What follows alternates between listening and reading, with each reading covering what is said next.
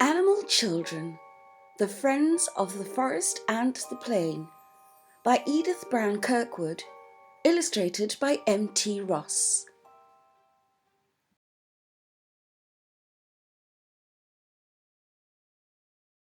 Sometimes I am so sorry that my papa is a king. It's really most annoying and hurts like everything to have the little girls and boys all want to run away. For if I am a lion prince, I'm a baby anyway. Some jungle boys by mischief made quite bold, once took the baby tiger, so we're told, and in broad stripes they smeared his coat so fine, and round his neck they hung a fresh paint sign. This monkey thought the leopard spots were pasted on for polka dots. He asked her how much it would cost new ones to buy if those were lost. In her red and white gown, Miss Weasel so purred, we are very afraid she's quite a little flirt. She's fearful of no one, beast, reptile or man, just winks and cries happily, catch me if you can. This dapper young chappie is Dude Ocelot, with coat trimmed in many a dash and a spot. He's graceful and elegant, sly too as well. Just what he'll do next, no one can ever tell. The cheetah is a great big cat, but very quick for all of that. She's cunning, but she's gentle too, and if you're good, she's good to you. The little bobcat and Canadian lynx just must be related, so everyone thinks. Except for their ears, they're alike as two pins, and look every whit as if they were twins. A dainty, fastidious man is Lord Otter, who can live just as well on land as in water. He'll eat but the flakiest part of a fish, and this he considers his favourite dish. It really is a bother to be sought by everyone. The vain young ermine boasted, why, it keeps me on the run. To get away from kings and queens and peers and ladies great, it truly gets me all fussed up and in a dreadful state. Young ferret detective said, I'll show you where to track the bold rabbit right into his lair. Then he never saw Bunny right under his eyes, but went swaggering off, looking wondrously wise. Now, Johnny, my child, said wise Mama Sable, when you see a trap, run as fast as you're able, or else ere you know it, your skin will be gone, as a beautiful fur for some lady to don. Mother Opossum says she'd like to ask just why other mothers should find it a task to care for one baby, why here she has four, and there's plenty of room on her tail for more. Mr. and Mrs. Mongoose are popular as can be, the reason being very plain, as you will all agree. They are cunning and affectionate, and clean and very nice. They kill all snakes and insects, and naughty rats and mice. It must be very easy for the busy beaver mother to feed the beaver sister and her little beaver brother. For when they beg, we're hungry, give us something to eat, please, she sends them off to nibble at the bark of the big trees. The puma is a bandit who'll not meet you face to face, but waits to spring upon you from some well-hidden place. He'll strike you when your back is turned, but away he's sure to fly, if you should turn to look him right squarely in the eye. Lemur stays in bed all day, and waits until the night to play. That's why his soft feet make no sound, and why his eyes are big and round. The Bowery boy of the woods is young Mink. His coat is so lovely, no one would ever think that he'd do naughty things, but we've often been told He is tricky and wicked and saucy and bold. I'm not so very big around and not great as to length, but one thing peccaries have learned, in numbers there is strength. Now if you do not bother me, I will not bother you, but all my friends and family will help me if you do. Who is this boy in clothes so neat? Young Springbok, Africa's athlete. He lives up in the mountains tall, and as a jumper beats them all. The long-eared bat and the flying fox and the flying squirrel too decided to give an arrow meet just to show what they could do. So they formed a club and went around and invited everyone. Then up they flew and did their stunts and had a lot of fun. She is dainty as snowdrops that fall from the skies, is this dear little kitten with bright shiny eyes, and velvety ears, and pretty pink nose, and lovely white suit of soft flurry clothes. Baby raccoon takes all his food and goes straight to the pool. He eats not one small bite of it until it's wet and cool.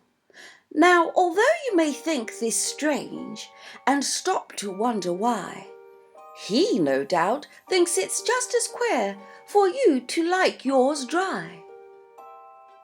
The greatest of travellers that one can meet is this little deer mouse with the pretty white feet.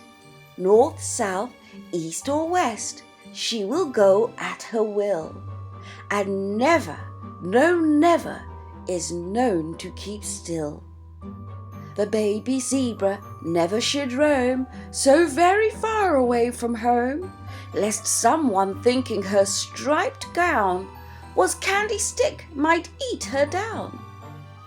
Lest someone thinking her striped gown was candy stick might eat her down. I'm stopping for a moment just to say how do you do? I've just been decorated with this ribbon of deep blue because of all the gracefulness with which I trot and prance. No wonder that you give Sir Horse your most admiring glance. This tale is not so very new, and no doubt has been told to you, but Donkey went to school to play, and now he sits dressed up this way. Here is the only baby who never makes a noise, which must be very puzzling to the little girls and boys. Yet the giraffe is happy, though he cannot shout or sing, for with that great long neck of his, he can reach anything. The tapir feeds on leaves and fruit. He's very, very hard to suit, for boys who don't like bread and meat have to find other things to eat. He has climbed to the top of a rocky throne to look down on a land once so proudly his own. His people are scattered, he has no place to go. He is weary and sad, poor King Buffalo. "Lemonade, lemonade," the bold monkey cried. "It's only 5 cents and it's cooling beside." Miss Camel just sniffed and tossed high her head. "I drink only every 9 days, sir," she said. Milk or meat or leather for shoes, almost anything that we choose, we'll find the good cow gives with joy to every nice little girl and boy. I wonder where the names come from. I'm sure that you do too. For instance, there's the animal that's been called the gnu. His race is just as strange too, for no one seems to know just what he is, an antelope, horse, bull or buffalo. Big Moose came boldly from behind the tall trees and said in loud voice, "Who called, if you please? I'm ready to meet anyone who says fight, but we'll come in the open and do the thing right." I'm not sure I'd care to meet this big-horn goat upon the street, not when his eyes and smile and air just seem to shout, "Come if you dare." Brave soldier Ibex stalks before the mountain fortress high, and watches eagerly to note a stranger passing by. "Who's there?" he calls, and to his friends he whistles the alarm, and off they go to mountain tops where they are safe from harm. The chamois lives in the mountain high, he's ever and ever, ever so spry. He leaps and he plays with never a fall. I'm sure that you never could do that at all. Billy Goat and Nanny Goat went out one day to tea. They promised Mother Goat they'd be as good as they could be. And then they had to go back home, for Billy got real rude. Her coat is soft as velvet, of a lovely yellow brown, with a bit of fawn for trimming and a lining white as down. Her eyes are large and kindly, she is gentle too as well. You would love a little playmate, as sweet as Miss Gazelle. A sturdy young American is Rocky Mountain Goat, with big strong horns upon his head and shaggy furry coat. He loves to scramble over rocks or leap a mountain brook, and should you chase him he will fly into his hidden nook. We reindeer come straight from your own Santa Claus. In our gallop of joy we never will pause. We eat from the mountain tops, drink from the dells, and use for our skipping ropes merry sleigh bells. A large and handsome personage is the most noble yak. His mantle is a fringe of hair that drapes his sides and back. He's very, very grand indeed when he stands up, you see. In fact, he's just as noble ought to be. When young Mrs. Kangaroo goes for a hop, to call or to market or perhaps out to shop, she has no nice carriage where baby can ride, so he creeps in a pocket that hangs at her side. He does not care when the sleet comes down or the chilly wind blows strong, for he wears a hat that is made of horn and a fur coat warm and long. He never gets frostbitten toes, though in snow and ice he plays. Now being a musk ox can't be bad in the long cold winter days. The very best I have, sir, fine and a whole yard wide. It wears and has no bother of a right and wrong side. I'm sure she'd like a dress of it. It will not spot or pull. Then Miss Alpalka added, I know it's my own wool. This dear little sheep has lost Bo Peep. She wandered away as he lay asleep. He has found her bonnet and shepherd's crook, but for little Bo Peep in vain he does look. Young Miss Rhinoceros gave a beach party. She greeted her friends with a warm welcome most hearty. They laughed and they joked and they swam in the sea, and the party was happy as a party should be.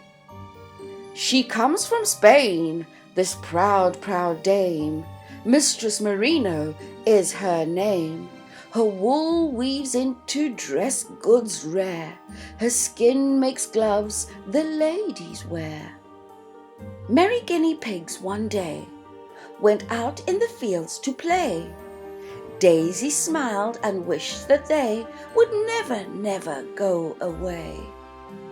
Here is a sister piggy and a brother piggy too.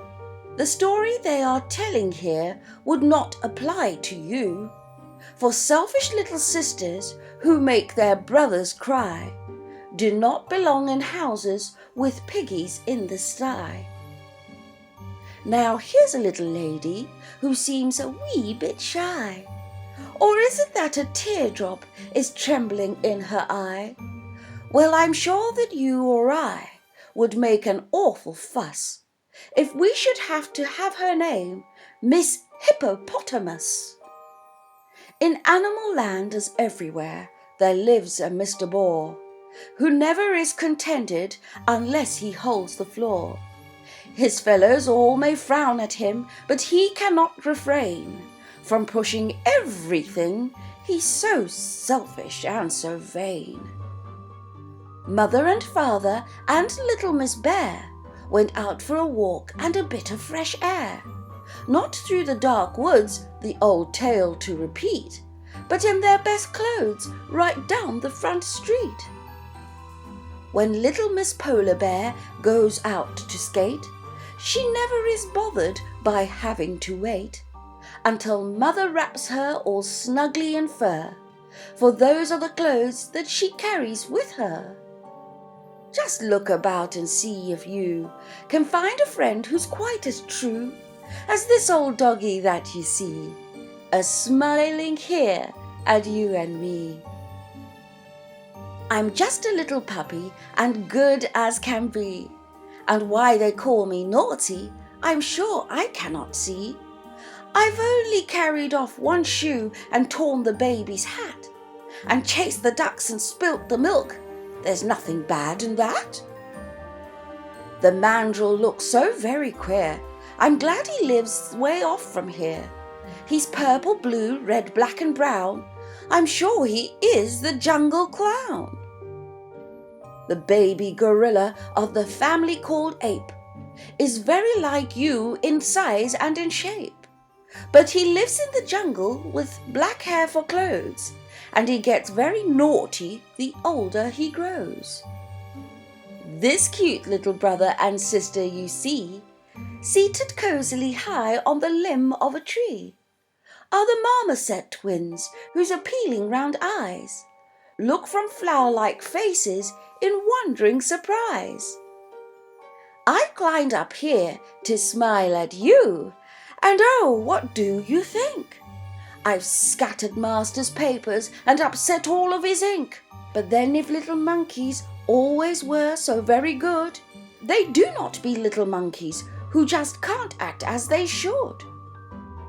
He is so very lazy that he is even loath to walk upon his own feet, this funny boy named Sloth. He swings upon the branches from morning until night, and eats the leaves about him with laziest delight.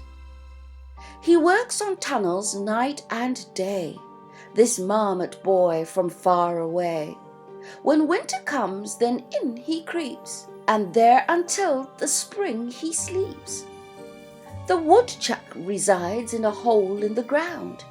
He is surly and cross, and he never is found out in the bright sunlight unless it's to see if he can't make more winter for you and for me. This naughty boy just eats and eats until he is a sight. He eats until he cannot hold another tiny bite. Of course, he's just an animal. They call him Wolverine. But does he make you think of boys that you have ever seen? Old Mr. Walrus climbs out of the deep for a breath of air and an hour of sleep. You will note that he isn't much on looks, but his skin we make into pocketbooks. He sits on the top of a happy wooden stand. He stands on his head or he shakes your hand. He dances a jig or he chumps a chant. This jolly old circus elephant. Naughty, naughty squirrel baby, just as mother has you dressed, in your ribbons and your laces and your go-to meeting best, then to run and grab an apple and get yourself all mussed.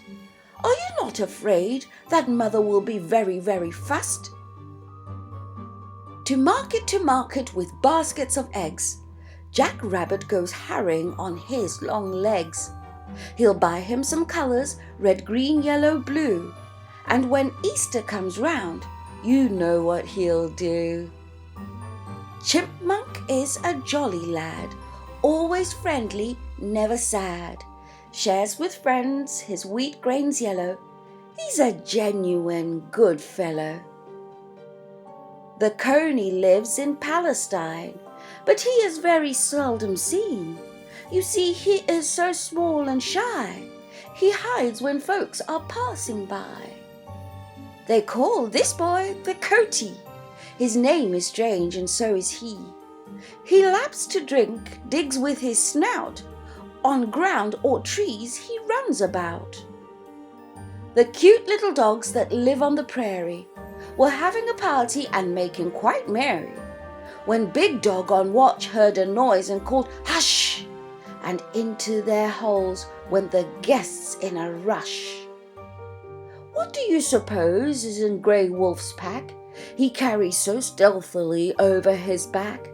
Some chickens, a lamb, and an old mother hen he has stolen to hide away in his den. His manners are so charming, and his eyes so very bright, I do believe that we might call young Fox a gallant knight. But when he is cunning and just a little pert, I'm not so sure but we should call this young Fox a flirt. We just want to ask if you ever have seen a much dirtier boy than this little hyena. He has played in the street at making mud pies, till nothing is clean save the white of his eyes. Beau Coyote sings a nightly tune to his lady fair in the big round moon. She smiles and throws moonbeams to him, and he serenades her till light is dim. Tommy and Tilly Badger went out in the field to play. Said Tommy, "Here, I'll teach you. Put down your head this way. Then toss your heels into the air and give a little twirl. You can't help turning somersaults, although you are a girl." Miss Leopard Supermophilis, with her high-sounding name, says just to be called Gopher is really a shame. And she's right here to tell you, if this knowledge you should lack, she's the only one who wears the stars and stripes upon her back. Doggy barked and said, "What fun to make that porcupine girl run. Girls for boys to tease were meant, but girls with pins are different." Sir Knight Armadillo from tail tip to nose, in armour that's sure to bring terror to foes, goes forth with his weapons to his battleground, and looks like a pineapple walking around. Away in Australia the echidna stays. He is noted because of his strange little ways. His claws are sharp, that in manner quite tragic, when frightened he sinks in the ground as by magic. Miss Anteater's mouth is so dreadfully small, it scarce seems it could be a real mouth at all, and her long furry tail is her blanket at night. It covers and tucks her in all snug and tight. This queer little mole has a star for a nose, just the shade of pink in a dew-wet rose. He lives down in the ground where 'tis always like night, so perhaps his star nose is to twinkle for light. Here we have Mr. Duckbill of no little fame. His mouth, you will see, is what gives him his name. He can walk, swim, or burrow, and so we have heard. His wife, Mrs. Duckbill, lays eggs like a bird. Such a dainty little person, in her coat of pale clear grey, is this maiden Miss Chinchilla, and the hunter folks all say she is so clean she's exquisite, and never dreams of harm, when they go to take her silken fur, which helps to keep her warm. The circus fat lady is big Mrs. Whale, with her very large head and her very long tail, and her ears and her eyes almost covered from sight, in the folds of thick skin that wraps her up tight.